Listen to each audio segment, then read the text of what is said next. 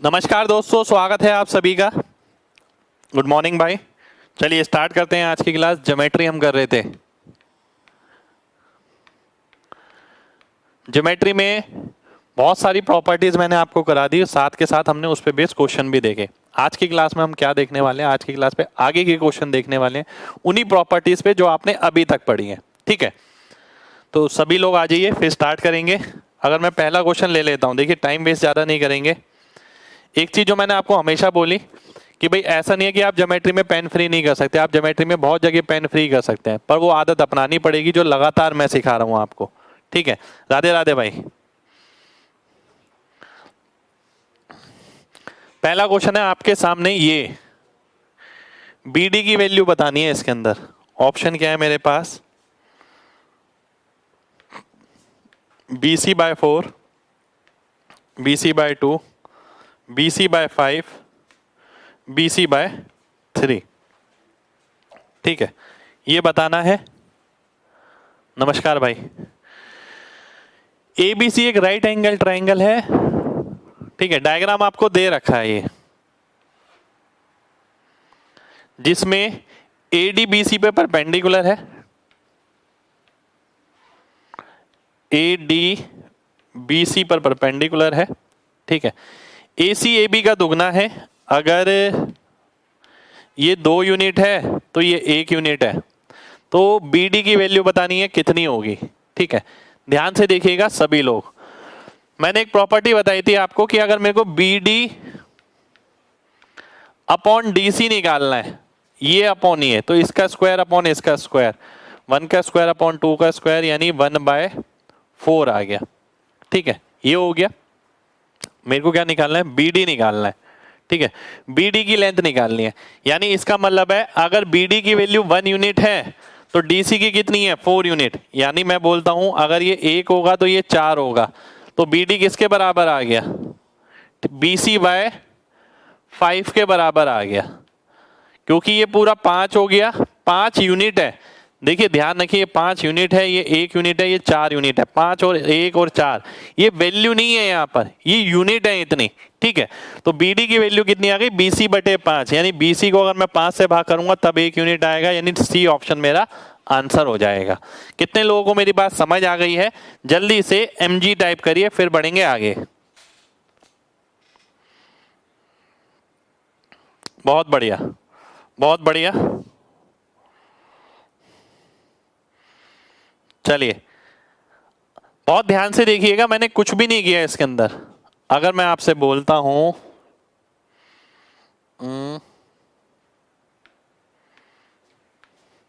ये अगर ट्रायंगल है, ये परपेंडिकुलर, ये परपेंडिकुलर, ये ए, ये डी, ये बी, ये सी, है ना?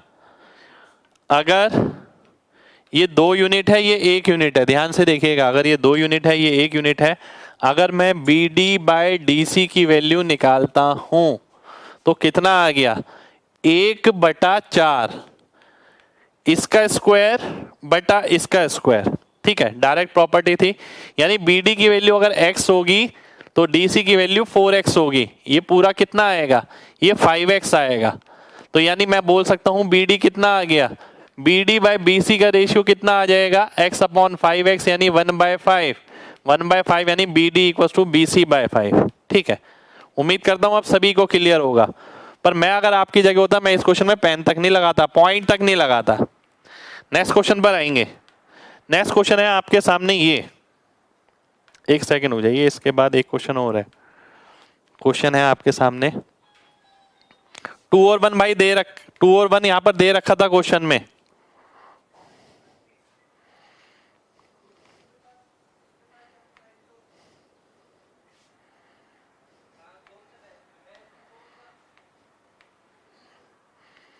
बी डी सी ए 5x 10√3। x की वैल्यू बतानी है क्या होगी? ये क्वेश्चन है आपके सामने, x की वैल्यू आपको बतानी है क्या होगी?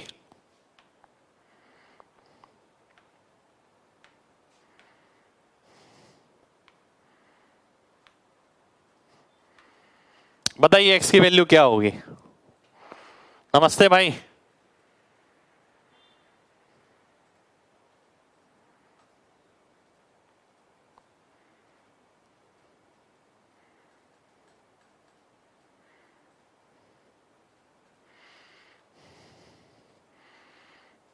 चलिए देखते हैं, आइए।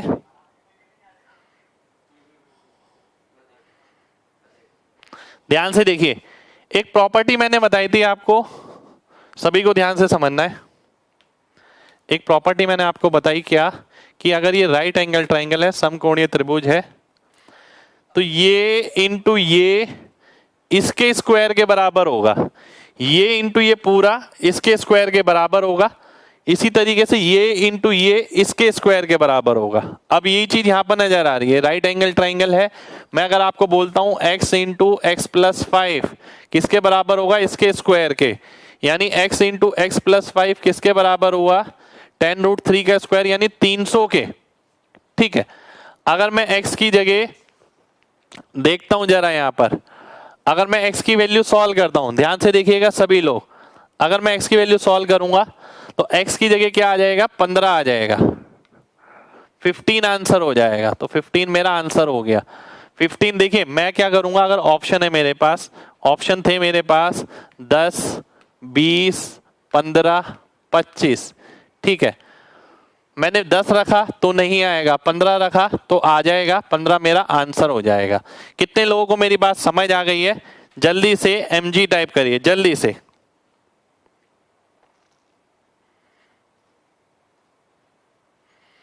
चलिए बहुत बढ़िया। क्लास भाई बिल्कुल टाइम पे स्टार्ट हुआ है।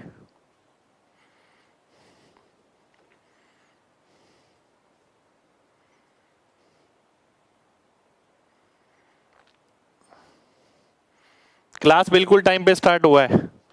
आइए देखते हैं, नेक्स्ट क्वेश्चन पर आते हैं। नेक्स्ट क्वेश्चन है आपके सामने ये,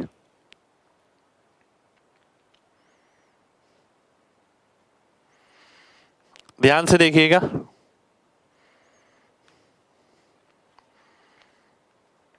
ए डी सी, ये बी,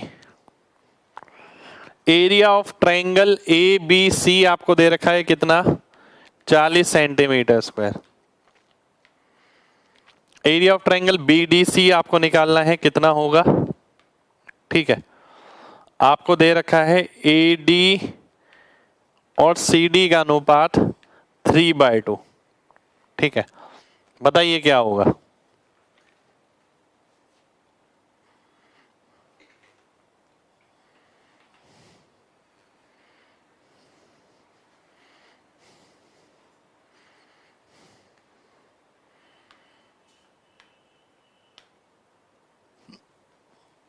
ध्यान से देखिए, मैंने आपको एक चीज बताई थी, अगर कोई ट्रायंगल है, इसमें ये लाइन है, इन दोनों की हाइट सेम होगी। एरिया किस पे निर्भर करता है, बेस इनटू हाइट।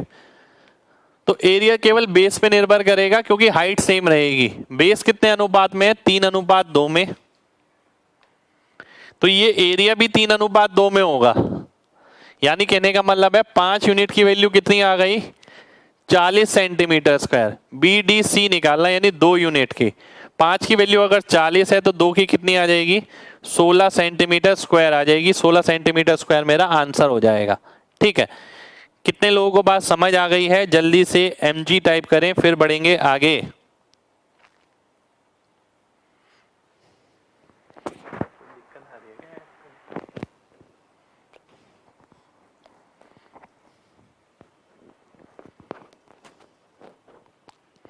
चलिए नेक्स्ट क्वेश्चन पर आते हैं, ध्यान से देखिएगा।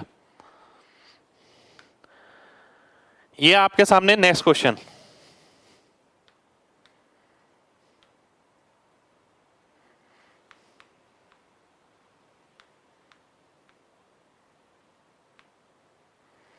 ध्यान से देखिए।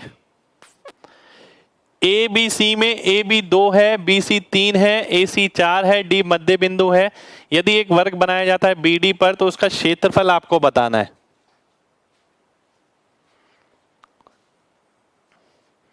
चलिए आइए देख लेते हैं। शुक्रिया भाई।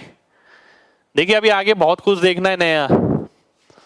अगर मैं एक ट्रायंगल ले लेता हूं ए बी सी, ए बी 2 है, बी सी 3 है, ए सी 4 है, ठीक है। डी मध्य बिंदु है ए सी का, ठीक है। अब एक स्क्वायर बनाया जाता है बीडी को भुजा मानकर। ध्यान से देखिएगा, अगर बीडी ये है, बीडी को भुजा मानकर एक स्क्वायर बनाया गया।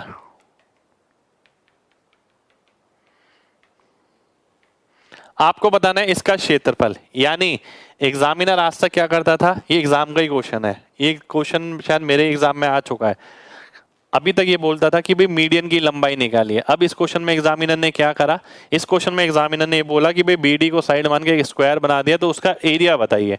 ऐसा भी हो सकता है कि एग्जामिनर ये बोल दे कि बीडी को भुजा मानकर एक अष्टभुज बनाया गया या एक षटभुज बनाया गया, उसका क्षेत्रफल निकालिए। कुछ भी हो सकता है। देखिए तो मेन टारगेट है हमारा बीडी निकालना, यानी माध्यिका निकालना। माध्यिका निकालने का सिंपल सा तरीका क्या है, अपोलिनियस थ्योरम। अपोलिनियस थ्योरम हमने करी थी, जिसमें मैंने आपको बताया था आपको कैसे याद रखना होता है, ठीक है।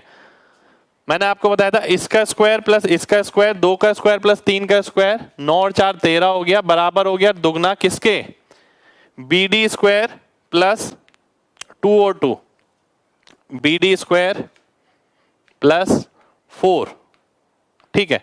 अब मैं देख सकता हूं 13/2 यानी 6.5, 6.5 में से 4 गया 2.5, तो बी डी स्क्वायर की वैल्यू कितनी आ गई, बी डी स्क्वायर की वैल्यू आ गई 2.5। और आपको ये ही निकालना है, आपको ये एरिया निकालना था। तो एरिया क्या होता है, भुजा का स्क्वायर होता है, तो 2.5 मेरा आंसर हो गया। कितने लोगों को मेरी बात समझ आ गई है, जल्दी से एमजी टाइप करिए।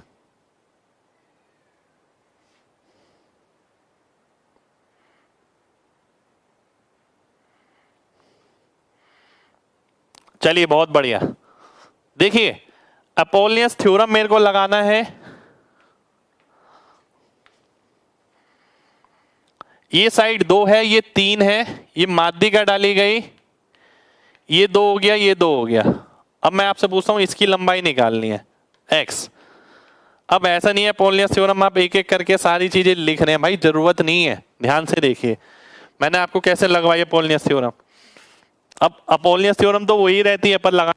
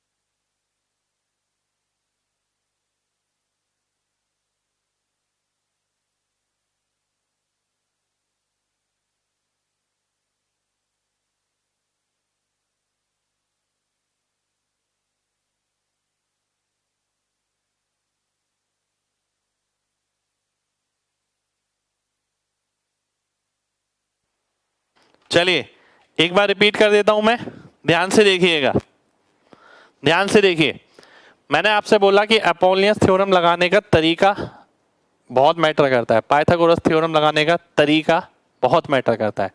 थ्योरम नहीं बदलती, लगाने का तरीका बदलता है, ठीक है। अब ध्यान से देखिएगा, ध्यान से देखिएगा। 3 का स्क्वायर 9 हो गया, 9 और 4 13 हो गया, 13 बराबर हो गया किसके, दुगना किसका, एक्स स्क्वायर प्लस 2 का स्क्वायर यानी 4। अब मैंने सॉल्व कैसे किया, 13/2 यानी 6.5, 6.5 में से 4 गया 2.5, तो ये कितना बचा एक्स स्क्वायर, तो ये वैल्यू आ गई, आंसर आ गया। मैं लिखता नहीं इसे, मैं केवल यहां सॉल्व करता। तो आपको भी ये सीखना, ऐसा नहीं है कि देखिए एक बच्चा ये है जिसने अपोलिनियस थ्योरम लगाई इस तरीके से करा, उसने भी अपोलिनियस थ्योरम लगा कर है।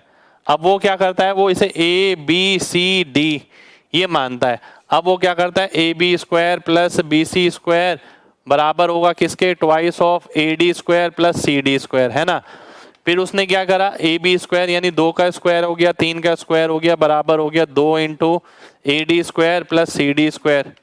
फिर अगले स्टेप में क्या करा, 9 और 4 13 हो गया, फिर अगले स्टेप में 2 आ गया, ए डी स्क्वायर प्लस 4, ठीक है। फिर अगले स्टेप में क्या करा, 13/2 बराबर AD स्क्वायर प्लस 4। फिर अगले स्टेप में AD square equal to 13/2 minus 4। ठीक है, ये कितना आ गया 5/2 यानी 2.5। फिर ये आंसर कर दिया। अब करने को आप ऐसे भी कर सकते हैं, देखिए ये भी अपोलिनियस थ्योरम ही लगी है। ठीक है, पर हमें वही चीज तो सीखनी है, लगातार हम क्या गलतियां कर रहे हैं। ये जो AD BD CD लगातार एक एक चीज लिखना, ये जब किया जाता है जब आप किसी को समझाते हैं। अब आप पेपर में किसी को समझाएंगे नहीं, आप खुद करेंगे। इसलिए मैंने क्या करा, ये वाला स्टेप सीधा काट दिया, ये वाले स्टेप काट दिया, केवल ये वाला स्टेप लिखा मैंने, खत्म। और इसी से मैंने आंसर निकाल लिया। ठीक है, चलिए आगे बढ़ते हैं। हाँ, AD नहीं BD होगा, बिल्कुल ठीक है, BD आ गया ये।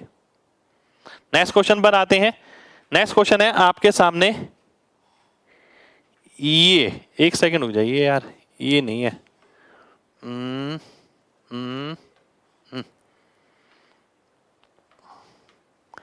क्वेश्चन है ये, रुक जाइए, क्वेश्चन लिखा नहीं हुआ यहां पर,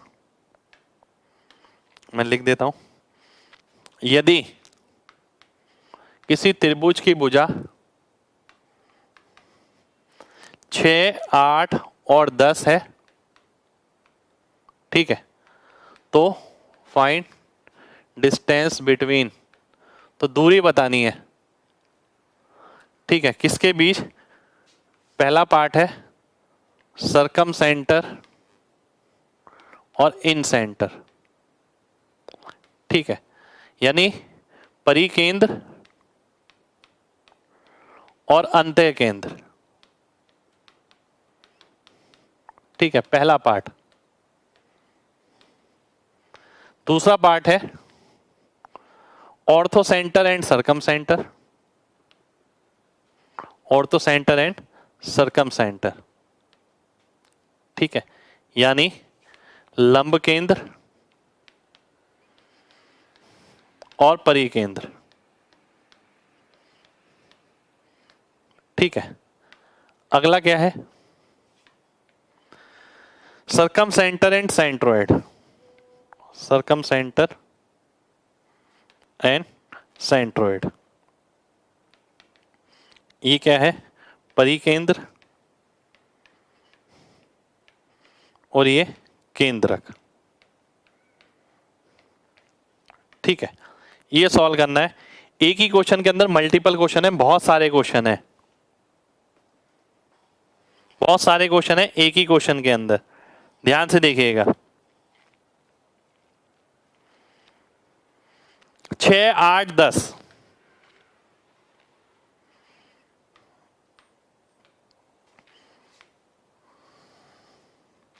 छः, 8, 10। पहला क्वेश्चन क्या है? किस किस के बीच में दूरी? सरकम सेंटर और इन सेंटर के बीच में, जिसे हमने कल किससे डिनोट किया था? D से। D square equal to R into R minus 2R। ये फॉर्मूला मैंने आपको कराया था कल। ठीक है, ध्यान से देखिए, ये फॉर्मूला मैंने आपको कराया था कल।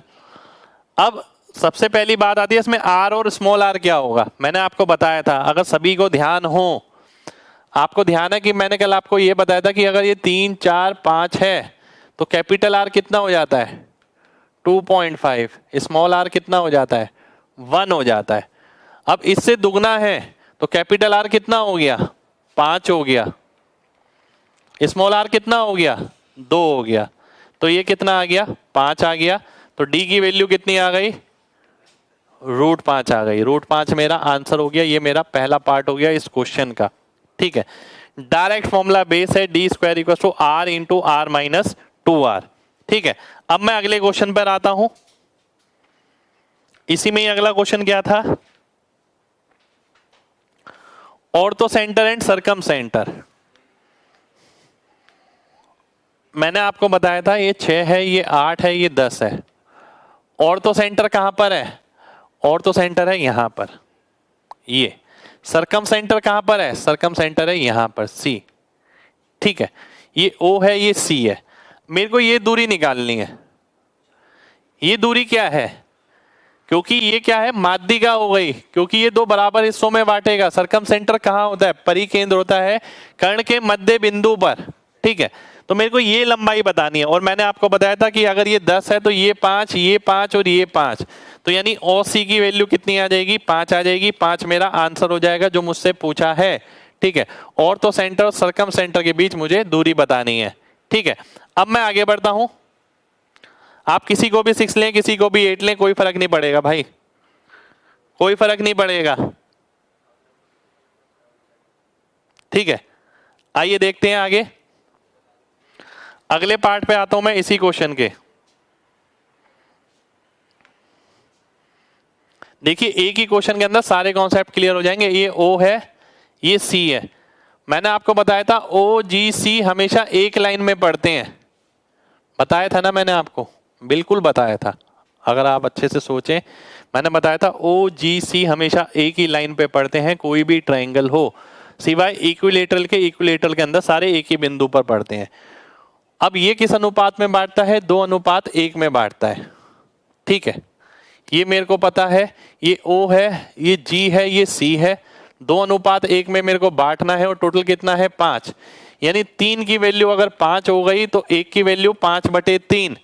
यानी अगर वो पूछता GC तो GC आ जाता 5/3। अगर वो पूछता OG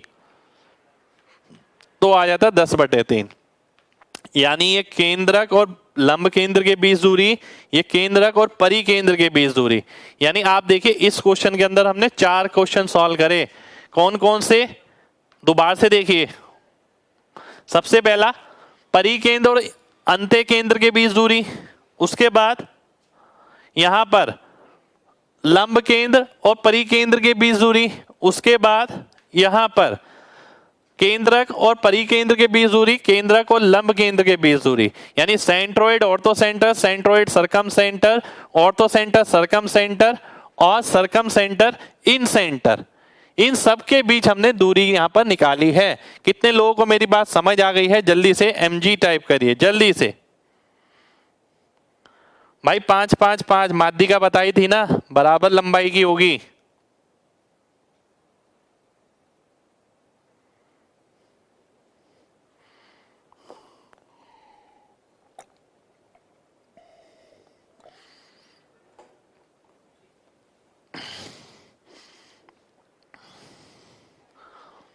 बहुत बढ़िया, चलिए नेक्स्ट क्वेश्चन पर आते हैं।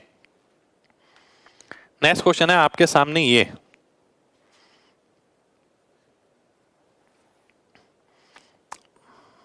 स्मॉल r1 कैसे? देखिए मैंने बताया था आपको 3 4 5 के अंदर लगातार रिपीट होगा तो ध्यान रहेगा।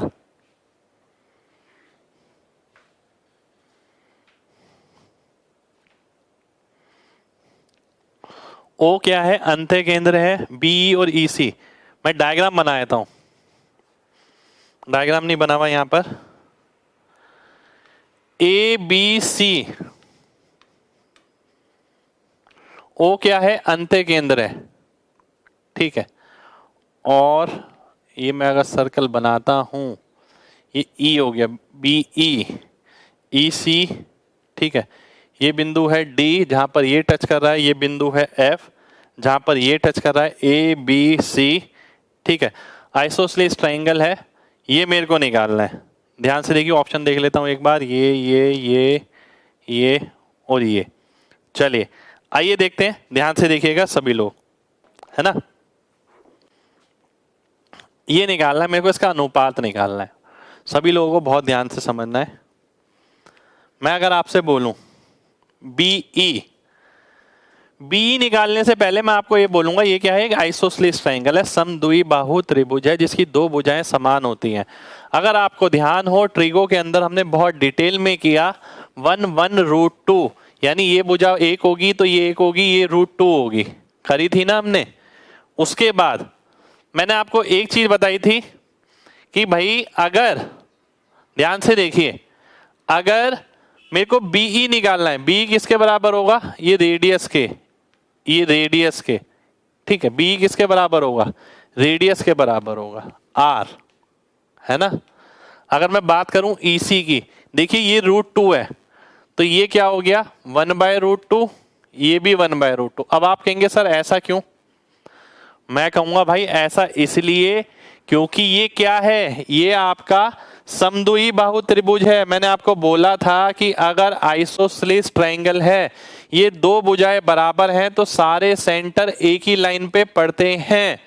यानी ये जो बिंदु बना आपका, ये क्या होगा, ये एंगल बाइसेक्टर, ये वाली लेंथ एंगल बाइसेक्टर भी होगी, परपेंडिकुलर बाइसेक्टर भी होगी, माध्यिका भी होगी, लंब भी होगी, सब चीजें ये होगी।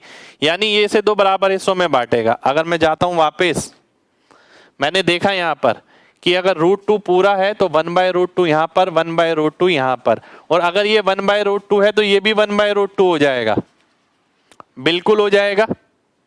ठीक है, और अगर ये 1/√2 है, ध्यान से देखिएगा, मैं क्या लिख सकता हूं, BE कितना हो गया, ये टोटल कितना है 1 है, तो ये हो गया 1 - 1/√2, है ना, यही तो हो गया।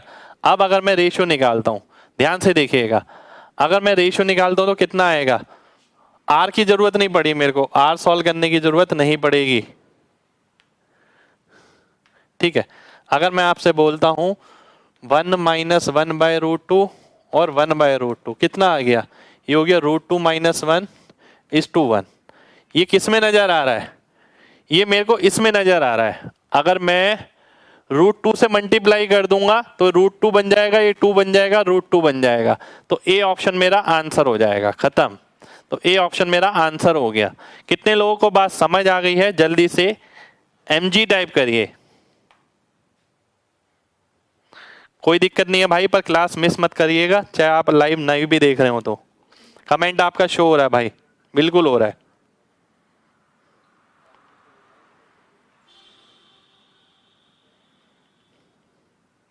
बहुत बढ़िया।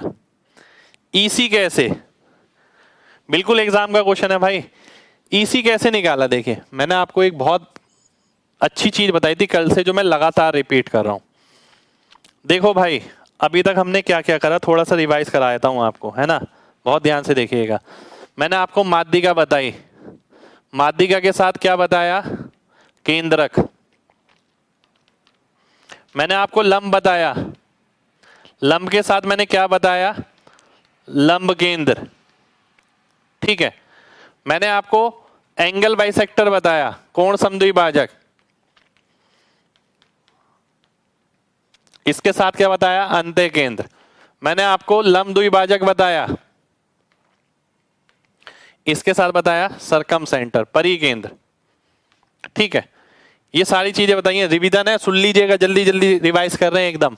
ठीक है, सेंट्रोइड 2:1 में बांटने वाला, ऑर्थो सेंटर जिसके केंद्र पर यहां पर जो एंगल बनता है ये 180 - थीटा बनता है।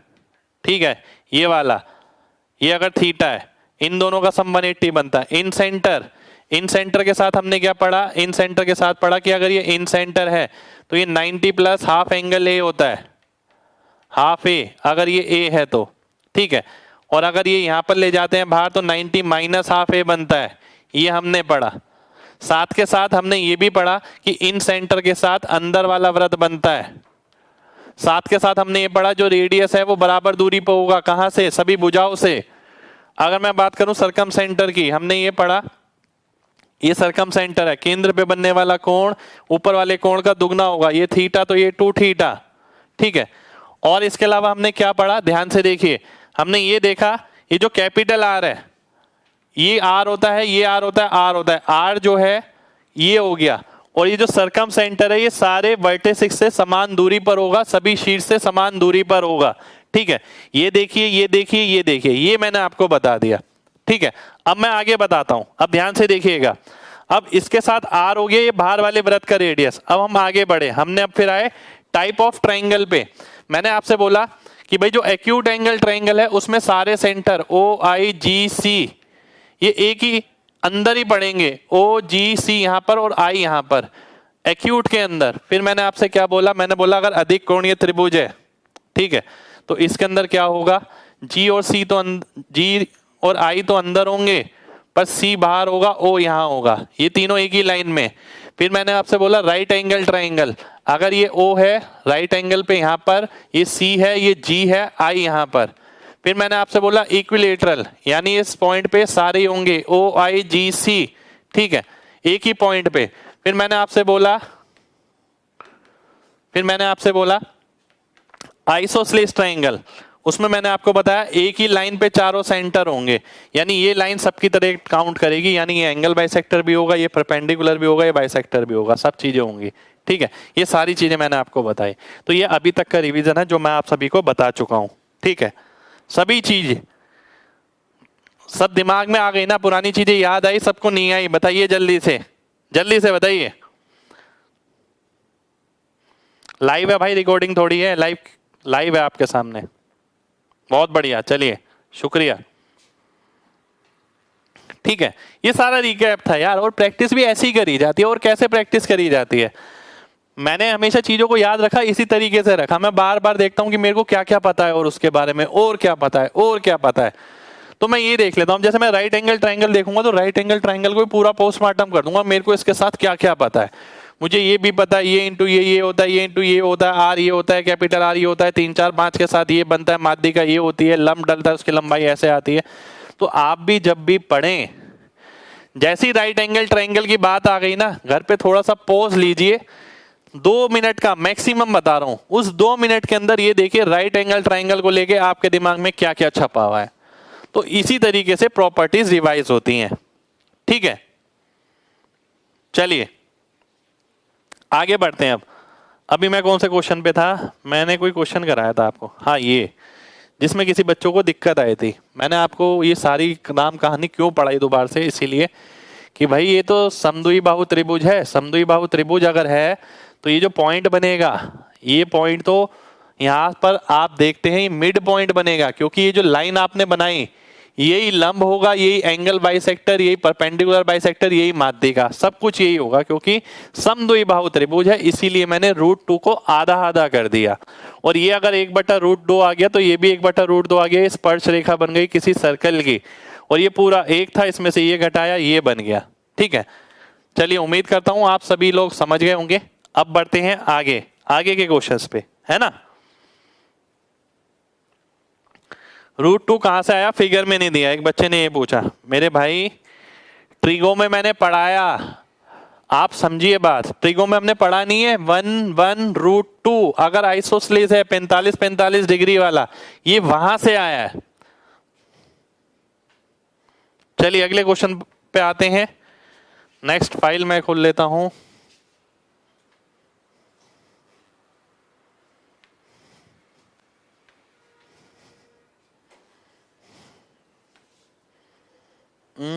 एक सेकंड हो जाइए यार, इससे पहले एक क्वेश्चन और है, ये मैं लिख दूंगा यहां पर। क्वेश्चन क्या है, ध्यान से देखिएगा।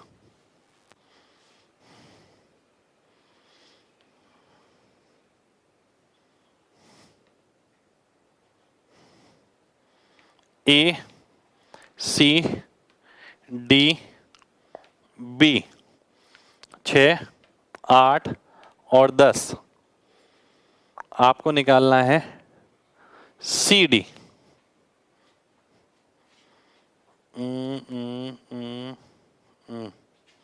आपको निकालना है CD। देखता हूं कौन निकालता है। चलिए पहले आप खुद ही करिए, फिर मैं बताऊंगा।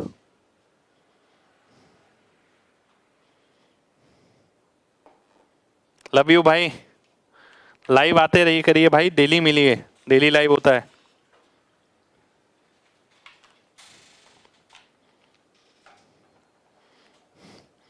बताइए क्या आएगा?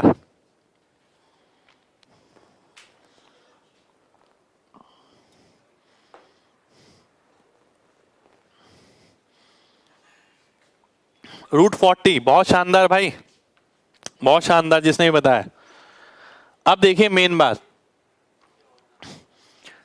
देखिएगा भाई, मैंने आपको क्या बताई है, जो चीज बताई है ना वो हर जगह इस्तेमाल होगी। मैंने आपको बोला कि भाई अगर 3 4 5 का ट्रिपलेट बनता है, उसके साथ इन रेडियस कितना आता है? 1 आता है।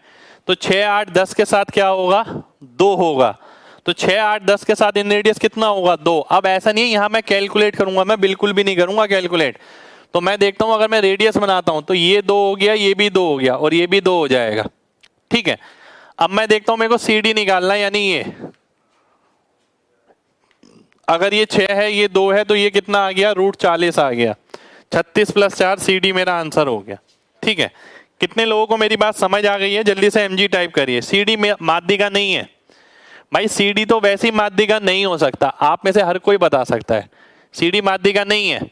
क्योंकि माध्यिका ये कब होती, क्योंकि ये टेंजेंट पॉइंट पे टच कर रहा है। वो कब होता है ऐसा? जब ये आइसोसेलेस ट्रायंगल होता। ठीक है, चलिए बहुत बढ़िया, बहुत बढ़िया, बहुत बढ़िया, बहुत बढ़िया। प्रॉपर्टीज की PDF डलवा दूं? चलिए डलवा देता हूं भाई।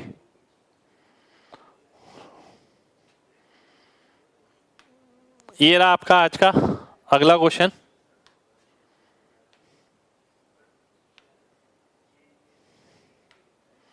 इन रेडियस आपको बताना है।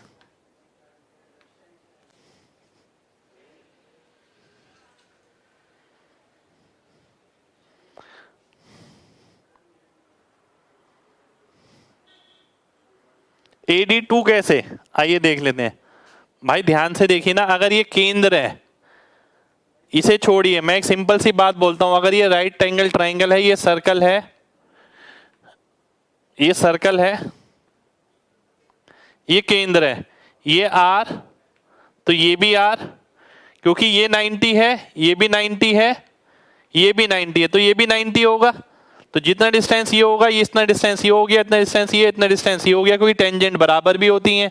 तो ये एक स्क्वायर बनता है हमेशा। तो अगर इसका रेडियस 2 आ गया, तो ये भी 2, ये भी 2, ये भी 2 और ये भी 2, सभी 2 बनेंगे। ठीक है, अब मैं इस क्वेश्चन पे आता हूं। इस क्वेश्चन के लिए एक प्रॉपर्टी फिक्स मैंने आपको लिखवाई है, ध्यान से देखिएगा। वो क्या? 3 एल्टीट्यूड अगर है तो इन रेडियस के साथ मैंने रिलेशन लिखवाया, और अगर आपको ये पता है तो ये क्वेश्चन होगा, अदरवाइज नहीं होगा। ये मैंने प्रॉपर्टी आपको कहां लिखवाई है? ये मैंने ऑर्थो सेंटर में लिखवाई है। अगर आपको ये प्रॉपर्टी क्लिक नहीं करी तो कोई दिक्कत की बात नहीं है, आगे क्लिक कर जाएगी, और भी क्वेश्चन करेंगे। तो 1/r किसके बराबर आ गया? 1/2, 1/3, 1/4। अगर मैं LCM लेता हूं तो कितना आ गया? 12। 12 का मतलब है 6, 4 और 3, 13/12। पर यहीं पर रुकना है। 1/r की वैल्यू 13/12 आ गई। कई बच्चे यहां पर भी गलती करते हैं, देखिए, इसलिए मैं आपको रोक के बता रहा हूं। 13/12 दिखा, सीधा आंसर निकाल लिया, पर ये तो 1/r की वैल्यू है भाई, r की निकालनी है आपको। r की वैल्यू 12/13 आएगी, ये आपका आंसर होगा।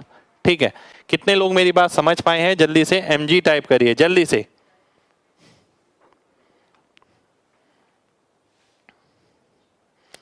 पिछले क्वेश्चन में भाई गिवन था, वो फिगर गिवन था।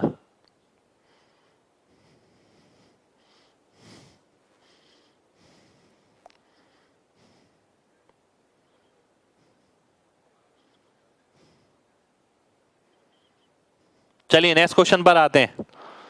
नेक्स्ट क्वेश्चन है आपके सामने, ये त्रिभुज ABC में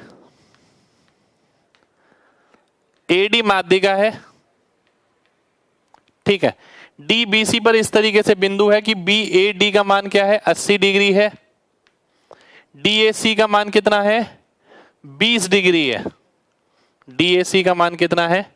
20 डिग्री है। AC कितना है? 14 है। AD आपको निकालना है। ठीक है, एक बार मैं देख लेता हूं। BAD 80, 20 हो गया ये। AD माध्यिका है, माध्यिका यानी 2 बराबर हिस्सों में बांटेगी। ठीक है, ये आपको दे रखा है, बहुत ध्यान से देखिए।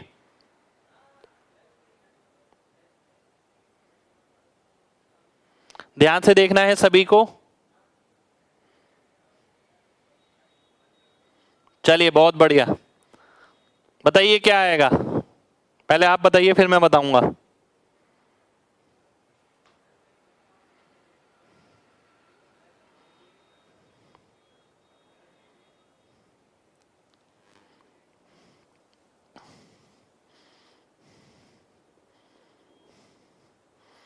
आइए ध्यान से देखते हैं। अब कुछ क्वेश्चन ना आपको ऐसे मिलेंगे पेपर के अंदर, जिसमें आपको कंस्ट्रक्शन करनी पड़ेगी। ठीक है, मैं लिख रहा हूं यहां पर।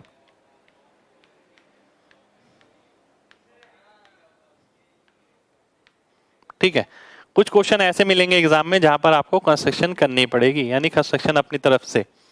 ऐसे क्वेश्चन ना वाकई में मुश्किल लगते हैं एग्जाम के अंदर, वो इसलिए क्योंकि हमें नहीं पता होता कि किसमें कहाँ से क्या कंस्ट्रक्ट करना है। ठीक है, ऐसे क्वेश्चन का केवल यही इलाज है कि आप पहले से ऐसे कुछ क्वेश्चन करके जाएं, तो एक संभावना बन सकती है कि पेपर में जाके वो क्लिक कर जाए, तो एक संभावना बन सकती है। तो भी ये नहीं कि 100% क्लिक होगा ही होगा, पर ऐसे कुछ क्वेश्चन करके जाने जरूरी है। इसी तरीके से 10-15 क्वेश्चन मैं आपको क्लास में कराऊंगा, 10-15 तो नहीं, ज्यादा ही करा दूंगा बल्कि। ठीक है, तो वो बहुत जरूरी है। आइए मैं देख लेता हूं। देखिए इसका रेशियो है 1:1। अगर मैं यहां से एक लाइन पैरेलल बनाता हूं, इसके पैरेलल, ठीक है, ये 80 है तो ये भी 80 हो गया। ठीक है, और ये 80 है तो ये भी 80 हो गया, क्योंकि ये 20 डिग्री है। ऐसा करने पर क्या हुआ, ऐसा करने पर ये दोनों भुजाएं बराबर आ गई ना। देखिए एक लाइन मैंने बनाई पैरेलल, ऐसा करने पर ये एंगल 80 है तो ये भी 80 आ गया, ऑल्टरनेट एंगल, जिसपे भी हमने डायरेक्ट क्वेश्चन कोई नहीं किया अभी तक। ठीक है, अब ये 80 है तो ये भी 80 आ गया, यानी ये दो भुजाएं बराबर हो जाएंगी। अब मैं आपसे एक बात बोलता हूं, क्योंकि ये 1:1 में है, ध्यान से देखिएगा, ये ट्रायंगल है, ये एक लाइन है, ये लाइन इसके पैरेलल है, ध्यान से सोचिएगा, ये इसके पैरेलल है, तो ये अगर 1:1 में है तो ये भी 1:1 में होगी। सीधी सी बात भाई, पैरेलल लाइन कब होती है, जो अनुपात इसका है वो अनुपात इसका हो जाए तो पैरेलल होती है, अदरवाइज पैरेलल थोड़ी होती हैं। तो आपने देखा जो अनुपात इसका है वही अनुपात इसका होना चाहिए, तब ये पैरेलल होगी। यानी कहने का मतलब है ये दोनों भी बराबर होनी चाहिए, यानी ये वाली साइड इसके बराबर होगी, यानी ये भी 7 हो गया तो ये भी 7 हो गया तो ये भी 7 हो गया। ठीक है, अब आपको क्या निकालना है, एडी निकालना है। एडी की वैल्यू कितनी आ जाएगी, 7 sin 90, तो डी ऑप्शन मेरा आंसर हो जाएगा। अब आप देखिए एग्जामिनर ने ना जो वैल्यू लिखनी चाहिए थी 7/2, 7/√2, 7 × √3/2 या 7, वो डायरेक्ट नहीं लिखा, वो इस तरीके से ऑप्शन बना के ही लिखा। कितने लोगों को मेरी बात समझ आ गई है? जल्दी से MG टाइप करिए, जल्दी से। और बहुत अच्छा क्वेश्चन है ये, देखिए बहुत ही शानदार क्वेश्चन है, सेम भी रिपीट मिल सकता है आपको।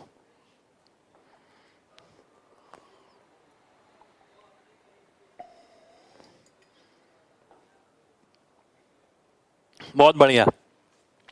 और अगर आप सोचें कि सर ये ध्यान कैसे रहेगा, ध्यान रखने का केवल एक ही उपाय है कि कुछ एक क्वेश्चन ऐसे पहले से करके जाएं, अलग अलग वैरायटी के, तो ध्यान रहेगा, अदरवाइज नहीं ध्यान रहेगा, मेरे को भी नहीं रहेगा। थोड़ा सा वेट करिए, प्रॉपर्टी सारी आ जाएंगी, क्लिक कर जाएंगी, अभी थोड़ा इंतजार करिए। अगला क्वेश्चन है आपके सामने, ये बहुत शानदार क्वेश्चन है। ठीक है, सेम क्वेश्चन मिल सकता है एग्जाम के अंदर। ABC एक त्रिभुज है जिसमें सबसे छोटे कोण का 35 गुना सबसे बड़े कोण के 26 गुना के बराबर है। एक सेकंड देख लेता हूं, बिल्कुल यही है। ठीक है, अब एक ट्रायंगल है, ध्यान से देखिएगा, ये छोटा एंगल है, ये बड़ा एंगल है, बीच वाला एंगल है ना। सबसे छोटे एंगल का 35 गुना सबसे बड़े एंगल के 26 गुना के बराबर है, यानी छोटे और बड़े का अनुपात मैं निकालूं तो कितना आ जाएगा, 26:35 आ जाएगा। आ जाएगा ना, बिल्कुल आ जाएगा, क्यों नहीं आएगा। यदि सब इंटीजर में है तो सेकंड लार्जेस्ट एंगल यानी m की वैल्यू बतानी है मेरे को क्या होगी, है ना। अब ध्यान से देखिएगा, अगर मैं डायरेक्ट ही वैल्यू ले लूं, s की वैल्यू, m की वैल्यू, l की वैल्यू, अगर मैं ये 26 ले लेता हूं, ये 35 ले लेता हूं, तो ये कितना बचेगा, 35 6 41 और 20 61, 61 का मतलब 119 डिग्री। क्या ये संभव है? ये तो संभव ही नहीं है, ये सबसे बड़ा थोड़ी आएगा, ये तो बीच वाली वैल्यू होनी चाहिए। अब मैं क्या करता हूं, इसका मल्टीपल लेता हूं, मैं इसे 2 से गुणा करके देखता हूं। 200 गुणा करने पर क्या हुआ, ये 52 हो गया, ये 70 हो गया, और ये कितना आ गया, 70 और 122 और 8, ठीक है, 58 डिग्री। अब ये वो कंडीशन फॉलो कर रहा है, बिल्कुल कर रहा है कि ये सबसे छोटा, ये उससे बड़ा, ये सबसे बड़ा, यानी इस केस के अंदर जो m की वैल्यू वो कितनी होनी चाहिए, 58 डिग्री होनी चाहिए। 58 डिग्री मेरा आंसर हो जाएगा। ठीक है, कितने लोगों को मेरी बात समझ आ गई है? जल्दी से MG टाइप करिए, जल्दी से। तो 58 डिग्री मेरा आंसर हो जाएगा।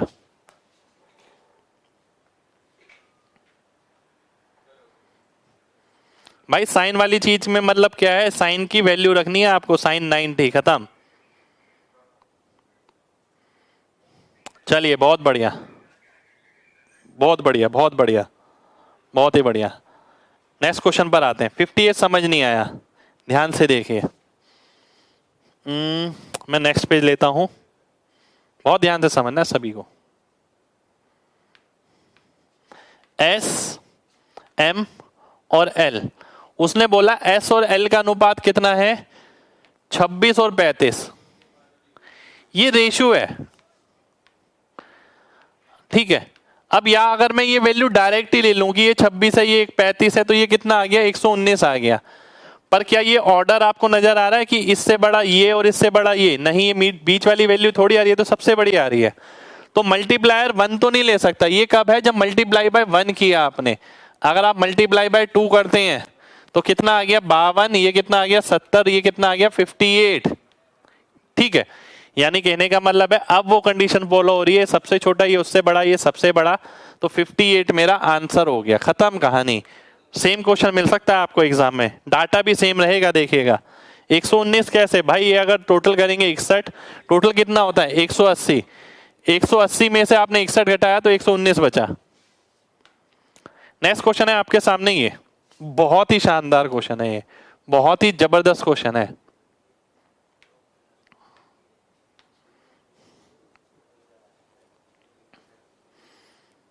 देखते हैं कौन करता है।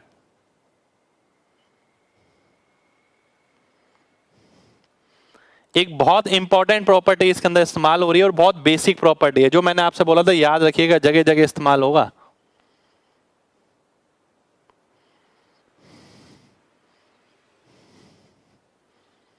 ध्यान से देखिए, त्रिभुज ए बी सी में सी 90 है, ये बी हो गया, ये ए हो गया, ठीक है।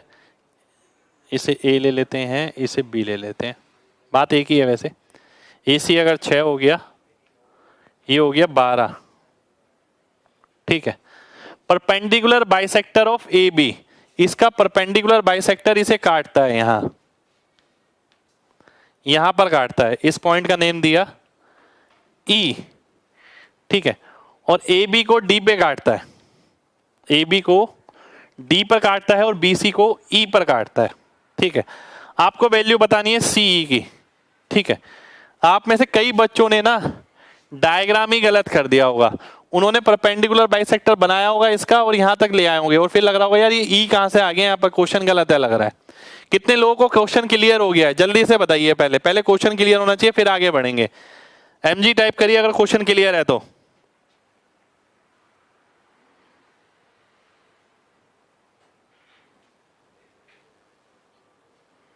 चलिए बहुत बढ़िया, बहुत बढ़िया, बहुत बढ़िया।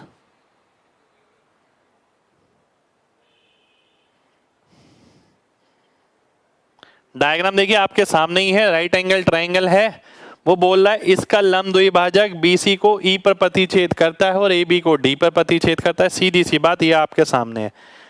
अब ये ना मोस्ट इंपोर्टेंट प्रॉपर्टी है, देखिए मैं लिख रहा हूं यहां पर, और कोई बहुत बड़ी प्रॉपर्टी नहीं लिख रहा, बिल्कुल बच्चों वाली प्रॉपर्टी, जो मैं बार बार बोल चुका हूं आपसे कि भाई जो आइसोसेलेस ट्रायंगल होता है, यानी समबाहु समद्विबाहु त्रिभुज जिसकी दो भुजाएं बराबर होती हैं, ठीक है, समद्विबाहु त्रिभुज,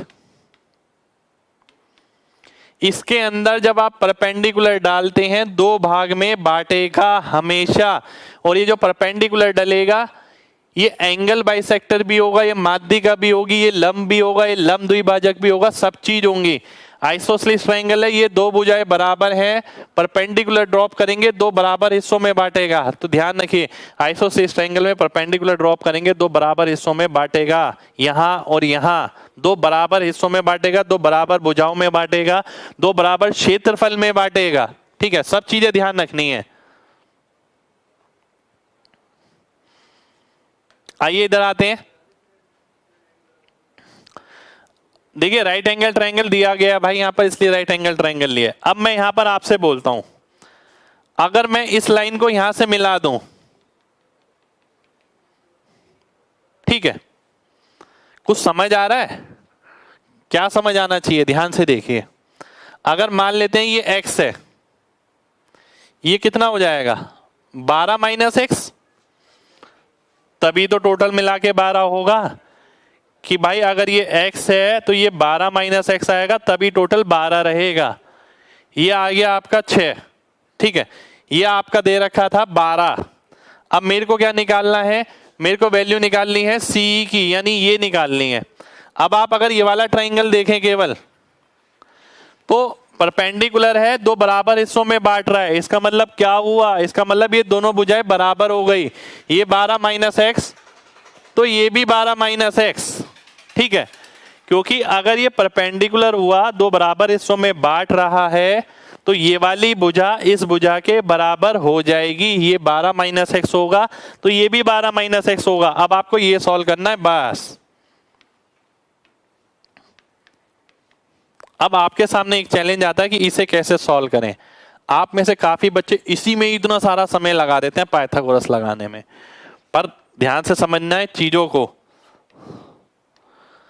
पाइथागोरस जो तरीका स्टार्टिंग में बताया था ट्रिगो के अंदर ही, कि भाई पाइथागोरस इस तरीके से सॉल्व किया जाता है। ऐसा नहीं है जो आप नॉर्मली देखते हैं P square plus B square H square, ऐसे करते रहे तो हम हर जगह तो कम से कम कितनी जगह कितना कितना समय लग जाएगा। मैंने आपको क्या बताया था, एक बार ऐड करिए इन दोनों को तो 12 आ गया, एक बार सब्ट्रैक्ट करिए 12 माइनस 2x किसके बराबर आ गया, 6 के बराबर आ गया, ठीक है। यानी अगर मैं 12 ले जाता हूं यहां पर तो ये कितना आ गया 1/2, ठीक है। ध्यान से देखिए ये कितना आ गया आपका 1/2 आ गया। एक सेकेंड रुक जाइए, 6 नहीं 6 का स्क्वायर,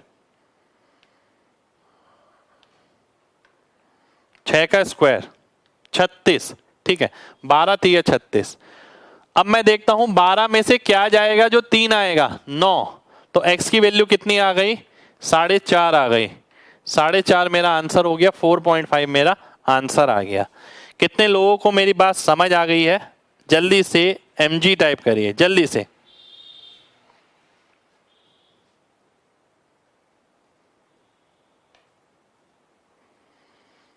बहुत बढ़िया, बहुत बढ़िया, बहुत बढ़िया। देखिए भाई एग्जाम ओरिएंटेड क्वेश्चन है ये, ठीक है, हवा में क्वेश्चन नहीं है कुछ भी कि आसान सा हुआ कि आपने कर लिया और खुश हो गए। ऐसे क्वेश्चन को करने के बाद अगर आप खुश हो तो वाकई में बड़ी बात है, ठीक है। वैसे नहीं निकाल सकते आप इतनी आसानी से। आप देखिएगा घर पे बैठ के सोचिएगा इसके अलावा क्या कर सकते हैं आसानी वाला। नेक्स्ट क्वेश्चन पर आते हैं। नेक्स्ट क्वेश्चन है आपके सामने ये,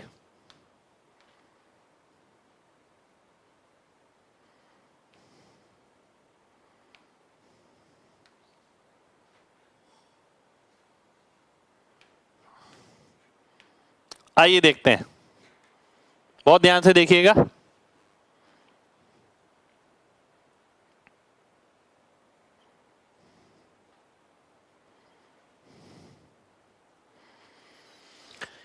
DEF डायग्राम दे रखा है इसमें शायद,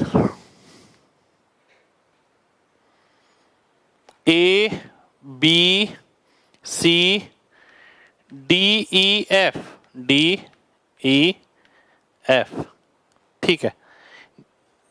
1:3, ये 1 ये 3, ठीक है, ये दे रखा है आपको, ये 1 ये 1 ये 1 ये 4, ठीक है, ये सारी चीजें आपको दे रखी हैं। अब ध्यान से समझिएगा, एक सेकंड हो जाइए, मैं इस क्वेश्चन को नेक्स्ट पेज पे लेता हूं, सभी लोग ध्यान से देखिएगा, कोई कुछ समझाना चाहता हूं मैं इसके अंदर। इसे मैंने हटा दिया, ध्यान से देखिए इस तरीके का क्वेश्चन कैसे सॉल्व किया जाता है, ठीक है। एरिया ऑफ ट्रायंगल का फॉर्मूला होता है हाफ AB साइन C।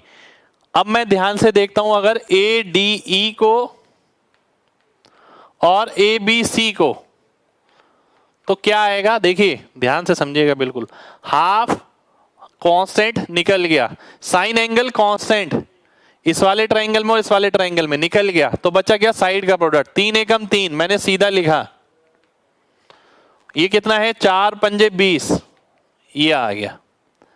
ऐसी मैं लिखता हूं बी डी ई और ए बी सी,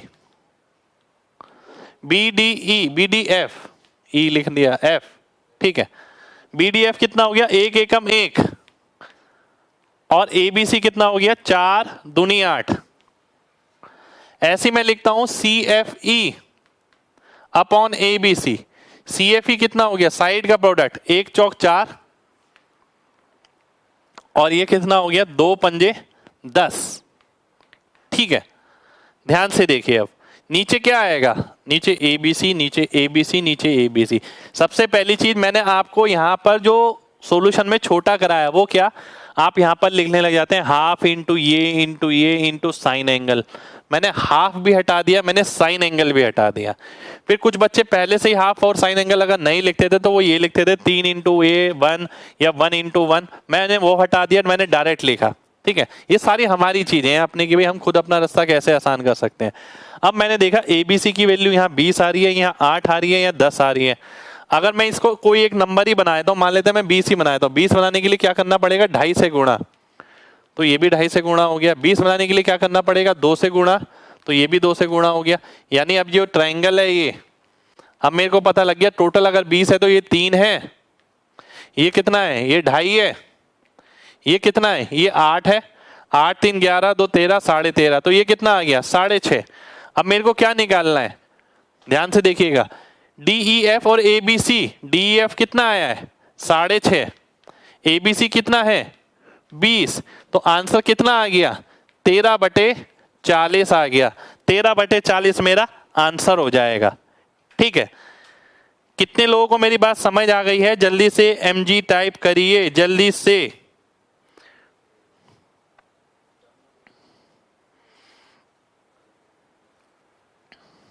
फिर मैं एक तरीका और बताऊंगा इसका बढ़िया सा एकदम, कि मैं इसी क्वेश्चन को ना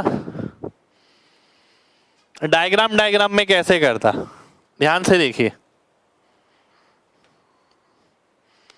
मैं इसी क्वेश्चन को डायग्राम में कैसे करता,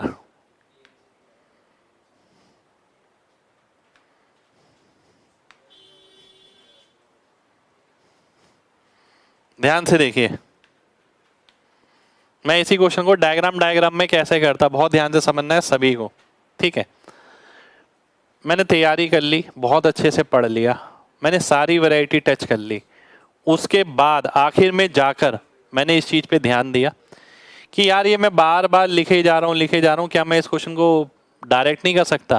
क्यों नहीं कर सकता यार, कॉन्सेप्ट समझिए ना। मैं इसके साथ किसका रेशियो निकालता हूँ ए बी सी का, मैं इसके साथ किसका निकालता हूँ ए बी सी का, मैं इसके साथ किसका निकालता हूँ ए बी सी का।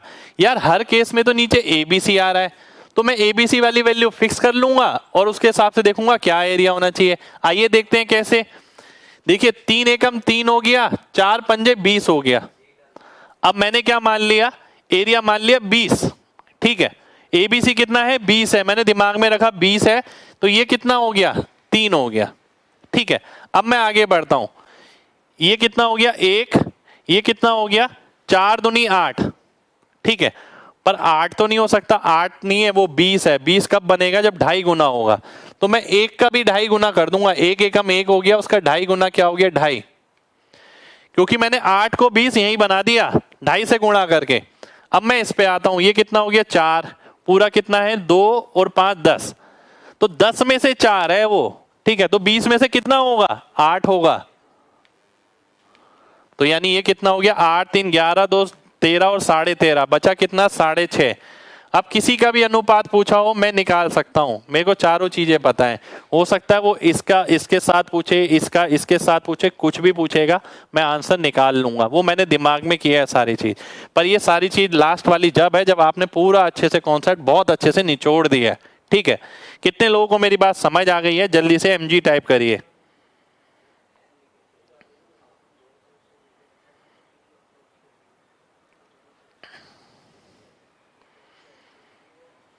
चलिए बहुत ही बढ़िया। बहुत ही बढ़िया, बहुत ही बढ़िया। ऊपर 3 और नीचे 1। अरे मेरे भाई ध्यान से देखिए, बहुत ध्यान से बात समझिए, लॉजिकल बात समझिए। ए डी ई और ए बी सी का अनुपात निकालूंगा, ऊपर क्या आएगा 3 आएगा, 1 इंटू 3। नीचे क्या आएगा 5 इंटू 4 20 आ गया, तो 3/20 हो गया। तो ऊपर 3 आएगा तो नीचे 20 आएगा। ठीक है, चलिए बहुत बढ़िया। तो देखिए आज की क्लास में हम इतना ही करेंगे, ठीक है, इससे ज्यादा नहीं करेंगे, ओवरलोड हो जाएगा। आज की क्लास में थोड़े क्वेश्चन अलग टाइप के थे, ठीक है। तो मिलते हैं आपसे नेक्स्ट क्लास में, जब तक अपना ख्याल रखिए। ज्योमेट्री आपकी इसी तरीके से चलेगी भाई। आखिर में मैंने जो सॉल्यूशन बताया ना, ये 6 साल की मेहनत है, ये समझ लीजिए, 5-6 साल की मेहनत, तब जाके ये चीज निकल के बाहर आती है, निचोड़ के बाहर आती है। मतलब यही क्वेश्चन कोई बंदा बिना लिखे डायग्राम में कर दे, अपने आप में वाकई में बहुत बड़ी बात है, और आप भी कर सकते हैं। ठीक है, चलिए मिलते हैं नेक्स्ट क्लास में, जब तक अपना ख्याल रखिए। जय हिंद।